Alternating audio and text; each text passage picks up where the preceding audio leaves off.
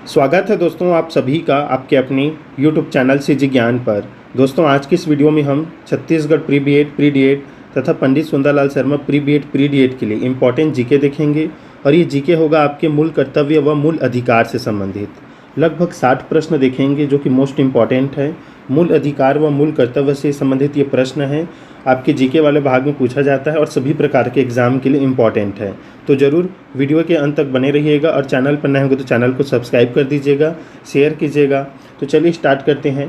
पहला प्रश्न देखिए, पहला प्रश्न है मौलिक अधिकार संविधान के किस भाग में वर्णित है? भाग 2, भाग 3, भाग 4 या भाग 6? मौलिक अधिकार संविधान के किस भाग में वर्णित है? तो देखिए इसका राइट आंसर हो जाएगा दोस्तों ऑप्शन बी। भाग 3 में जो है मूल अधिकार या मौलिक अधिकार जो है संविधान के भाग में वर्णित है, भाग 3 में। याद रखिएगा, इंपॉर्टेंट प्रश्न है ये। दूसरा प्रश्न देखिए, भारत के संविधान का भाग 3 संबद्ध है राज्य के नीति निर्देशक तत्व से, मूल कर्तव्य से, मूल अधिकार से या नागरिकता से। तो अभी हमने देखा कि जो भाग 3 है वो मौलिक अधिकार मतलब मूल अधिकार से संबंधित है। तो राइट आंसर हो जाएगा ऑप्शन सी, मूल अधिकारों से संबंधित है भाग 3। तीसरा प्रश्न है मूल अधिकारों को सर्वप्रथम किस देश में संवैधानिक मान्यता प्रदान की गई? भारत में, संयुक्त राज्य अमेरिका में, फ्रांस में या ब्रिटेन में? मूल अधिकारों को सर्वप्रथम किस देश में संवैधानिक मान्यता प्रदान की गई थी? राइट आंसर हो जाएगा दोस्तों अमेरिका में, संयुक्त राज्य अमेरिका। ऑप्शन बी जो है राइट आंसर हो जाएगा। चौथा प्रश्न देखिए, भारतीय नागरिकों के मौलिक अधिकारों का वर्णन है। संविधान के अनुच्छेद 12 से 35 तक, 13 से 36 तक, 15 से 39 तक या 16 से 40 तक? मोस्ट इम्पॉर्टेंट है ये। बताइए मूल अधिकारों का वर्णन कितने से कितने अनुच्छेद तक है? तो देखिए राइट आंसर हो जाएगा दोस्तों ऑप्शन ए, अनुच्छेद 12 से 35 तक जो है मूल अधिकारों का वर्णन है। ऑप्शन ए राइट आंसर हो जाएगा।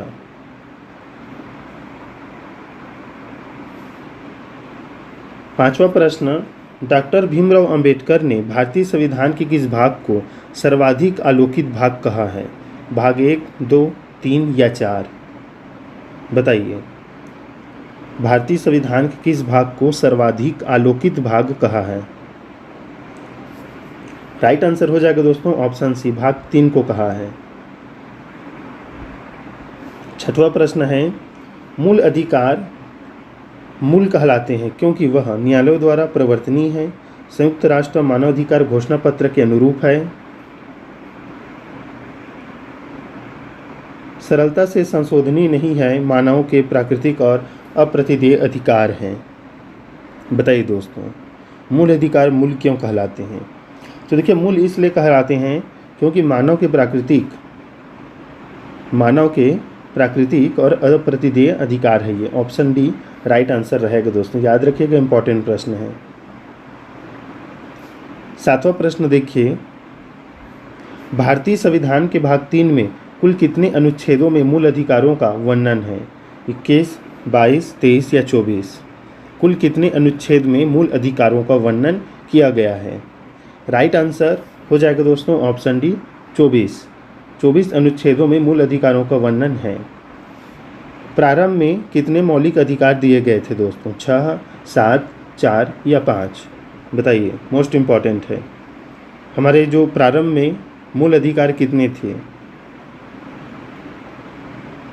तो देखिए ऑप्शन बी राइट आंसर हो जाएगा। 7 जो है मूल अधिकार थे पहले, लेकिन वर्तमान में जो है 6 मूल अधिकार रह गए हैं। कौन सा हटाया गया है दोस्तों कमेंट में ज़रूर बताइएगा।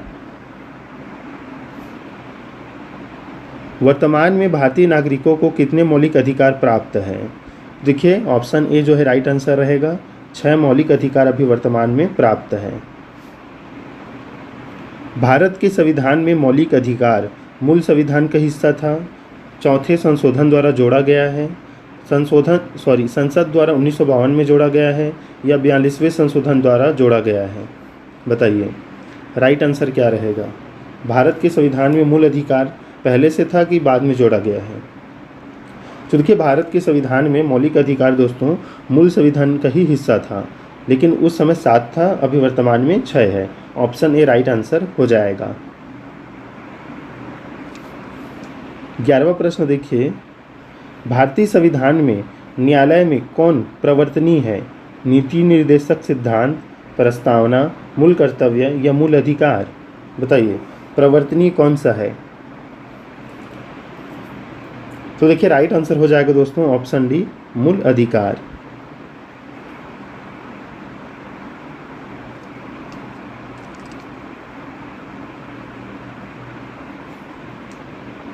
बारहवां प्रश्न देखिए, मौलिक अधिकारों को लागू करने का दायित्व है उच्चतम न्यायालय पर, उच्च न्यायालय पर, उपयुक्त दोनों पर या भारत के मुख्य न्यायाधीश पर? बताइए मौलिक अधिकारों को लागू करने का दायित्व किसका है?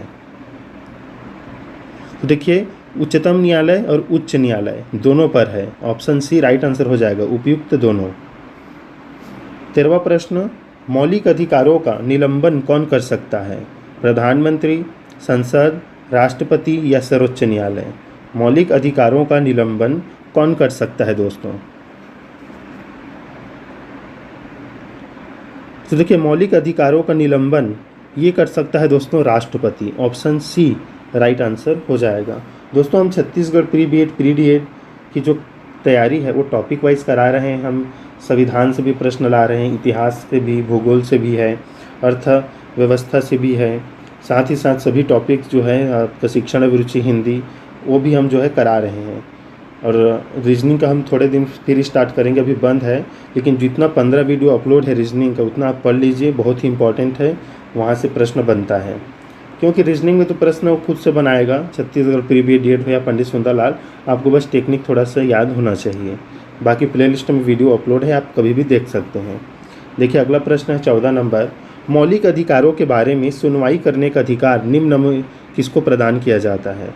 सुनवाई करने का अधिकार सर्वोच्च न्यायालय को, उच्च न्यायालय को, प्रधानमंत्री को या इनमें से कोई नहीं को? बताइए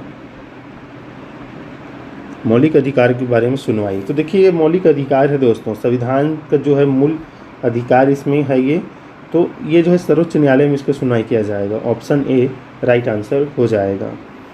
15वां प्रश्न देखिए, संविधान में उद्घोषित मौलिक अधिकारों में संशोधन किया जा सकता है केवल राष्ट्रपति द्वारा, सर्वोच्च न्यायालय द्वारा, संसद द्वारा या उपयुक्त में से कोई नहीं? बताइए मौलिक अधिकार में संशोधन किसके द्वारा किया जा सकता है? तो देखिए संशोधन का बात है दोस्तों, तो ये संसद द्वारा किया जा सकता है। ऑप्शन सी राइट आंसर रहेगा। 16 नंबर प्रश्न, भारतीय नागरिकों को प्रदान किए गए मूल अधिकारों को निलंबित नहीं किया जा सकता, निलंबित किया जा सकता है, किसी भी परिस्थिति में निलंबित नहीं किया जा सकता, ऊपर निर्दिष्ट कुछ भी सही नहीं है?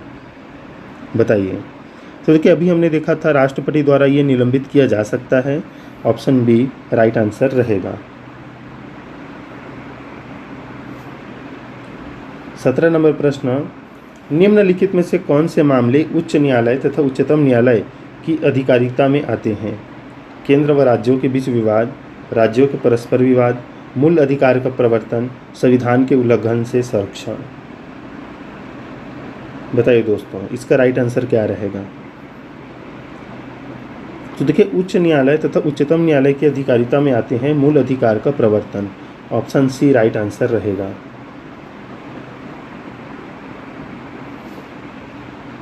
18वां प्रश्न, भारतीय संविधान के अंतर्गत मूल अधिकारों का संरक्षक कौन है? संसद, राष्ट्रपति, न्यायपालिका या मंत्रिमंडल? भारतीय संविधान के अंतर्गत मूल अधिकारों का संरक्षक कौन है? मूल अधिकार का संरक्षक,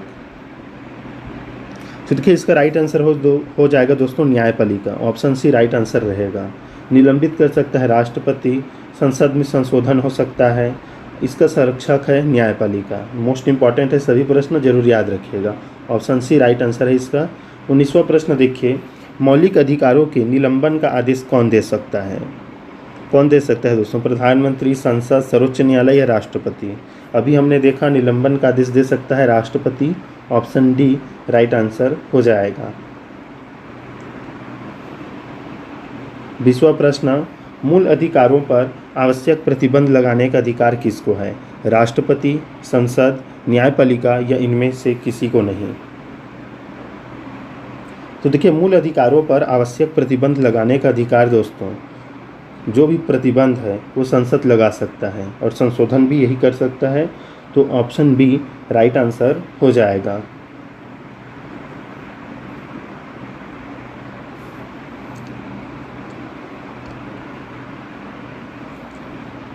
इक्कीसवां प्रश्न देखिए, मौलिक अधिकारों का प्रमुख उद्देश्य है समाज के समाजवादी ढांचे को बढ़ावा देना, व्यक्तिगत स्वतंत्रता को सुनिश्चित करना, न्यायपालिका की स्वतंत्रता को सुनिश्चित करना, उपयुक्त सभी को सुनिश्चित करना।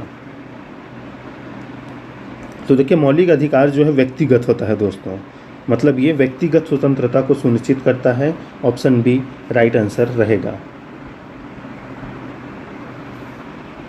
22वां प्रश्न देखिए, मूल अधिकारों को प्रवर्तित करने की शक्ति प्राप्त है। प्रवर्तित करने की शक्ति, तो देखिए प्रवर्तित करने की शक्ति, हमने ये प्रश्न 2-3 बार देख लिया। उच्चतम न्यायालय वो उच्च न्यायालय को है। ऑप्शन डी राइट आंसर हो जाएगा दोस्तों। अगला प्रश्न, भारतीय संविधान में प्रदत्त मूलभूत अधिकारों को निलंबित करने वाली सत्ता है। तो ये भी प्रश्न हो गया है, कौन कर सकते हैं निलंबित या निलंबन? राष्ट्रपति। ऑप्शन डी राइट आंसर हो जाएगा।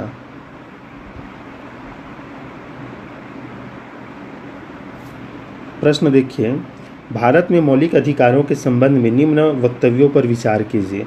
यह राज्य कृति के विरुद्ध एक गारंटी है। यह संविधान के भाग 3 में सूचित है। यह सामाजिक, आर्थिक और राजनीतिक न्याय सुनिश्चित करता है। यह यूएसए में अधिकारों के बिल की भांति नहीं है। बताइए राइट आंसर क्या रहेगा? देखिए, राइट आंसर हो जाएगा ऑप्शन ए। 1 तथा 2 सही है दोस्तों। यह राज्य कृति के विरुद्ध एक गारंटी है और यह संविधान के भाग 3 में सूचित है। तो ये दोनों सही है। देखिए, ये यूएसए में अधिकारों के बिल की भांति ही है, क्योंकि वहीं से पहले वहाँ बिल पारित हुआ था। इसमें जो है ऑप्शन ए राइट आंसर रहेगा। 1 और 2 दो कथन जो है सही है।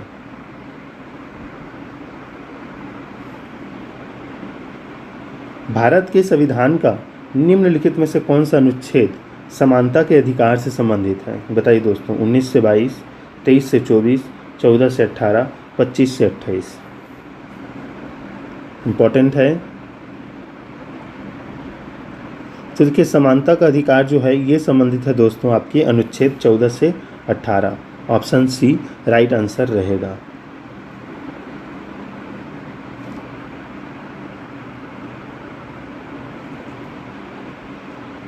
छब्बीस नंबर प्रश्न, भारतीय संविधान के निम्नलिखित अनुच्छेदों में कौन विधायन सत्ता पर पूर्ण नियंत्रण लगाता है? अनुच्छेद 14, अनुच्छेद 15, अनुच्छेद 16 या अनुच्छेद 17? विधायन सत्ता पर नियंत्रण लगाता है, पूर्ण नियंत्रण। तो देखिए, इसका राइट आंसर हो जाएगा अनुच्छेद 14।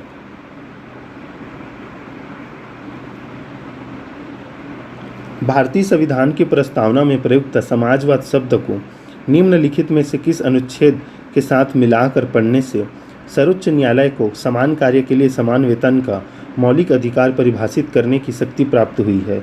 अनुच्छेद 14, अनुच्छेद 14 और 15, 14, 15, 16 या 14 और 16? बताइए। तो देखिए, ये हुआ है आपके अनुच्छेद 14, 15 और 16 में। ऑप्शन सी राइट आंसर हो जाएगा।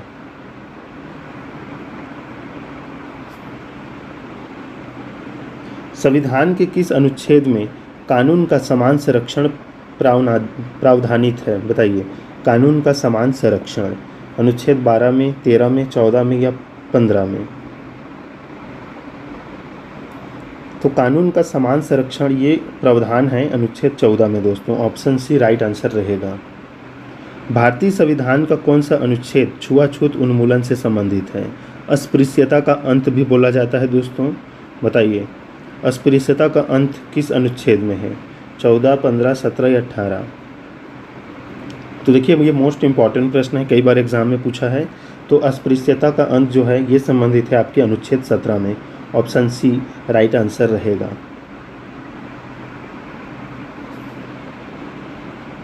भारतीय संविधान का कौन सा अनुच्छेद अस्पृश्यता का उन्मूलन करता है और किसी भी रूप में इसके व्यवहार का निषेध करता है? अनुच्छेद 16, अनुच्छेद 17, अनुच्छेद 18 या अनुच्छेद 15। तो हमने देखा है अनुच्छेद 17 इसका राइट आंसर है, ऑप्शन बी सही उत्तर हो जाएगा। समानता का अधिकार भारतीयों के लिए सुनिश्चित करता है, बताइए। धार्मिक समानता, आर्थिक समानता, सामाजिक समानता या उपयुक्त सभी।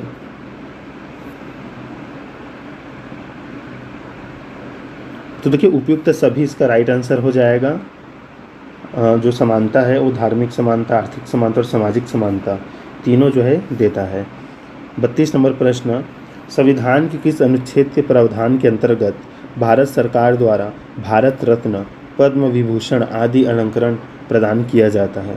अनुच्छेद 15 में, 18, 21 या 23? बताइए। भारत रत्न और पद्म विभूषण आदि अलंकरण प्रदान किया जाता है, मोस्ट इम्पॉर्टेंट है। राइट आंसर हो जाएगा दोस्तों अनुच्छेद 18, याद रखिएगा, इम्पॉर्टेंट है, मोस्ट इम्पॉर्टेंट। 1995 में पारित अस्पृश्यता अपराध अधिनियम को वर्तमान में किस नाम से जाना जाता है? देखिए ये नाम जाना जाता है दोस्तों सिविल अधिकार संरक्षण अधिनियम, ऑप्शन डी राइट आंसर रहेगा। 33 का डी जो है सही उत्तर है। इसे अस्पृश्यता अपराध अधिनियम जो है पहले जाना जाता था, वर्तमान में सिविल अधिकार संरक्षण अधिनियम के रूप में जाना जाता है। धर्म आदि के आधार पर विभेद का प्रतिषेध एक मूल अधिकार है जिसे किसके अधीन वर्गीकृत किया जाएगा? धर्म के स्वतंत्रता का अधिकार, शोषण के विरुद्ध अधिकार, सांस्कृतिक और शैक्षिक अधिकार, समानता का या समता का अधिकार। तो देखिए धर्म है वही, तो धार्मिक स्वतंत्रता का अधिकार, समानता आ जाएगा, ऑप्शन डी इसमें राइट आंसर रहेगा। 35 नंबर प्रश्न, निम्नलिखित अनुच्छेदों में कौन भिन्न वर्ग में आता है? बताइए। भिन्न वर्ग में आता है तो 14, 15, 16 ये जो है अलग हैं। भिन्न वर्ग में अनुच्छेद 19 आता है, अनुच्छेद 19 ये जो है अलग हो जाएगा। दोस्तों कमेंट में बताइएगा जो मूल अधिकार है हमारे 6 वो कितने से कितने अनुच्छेद में आता है और कौन कौन सा है। जैसे यहाँ पर 4 हमने दिया है, देखा है, धार्मिक स्वतंत्रता का अधिकार, शोषण के विरुद्ध अधिकार, सांस्कृतिक अधिकार, समानता का अधिकार, और कौन कौन सा है दोस्तों? 2 और कौन सा है? कमेंट कीजिएगा और अनुच्छेद भी बताइएगा, इम्पॉर्टेंट है।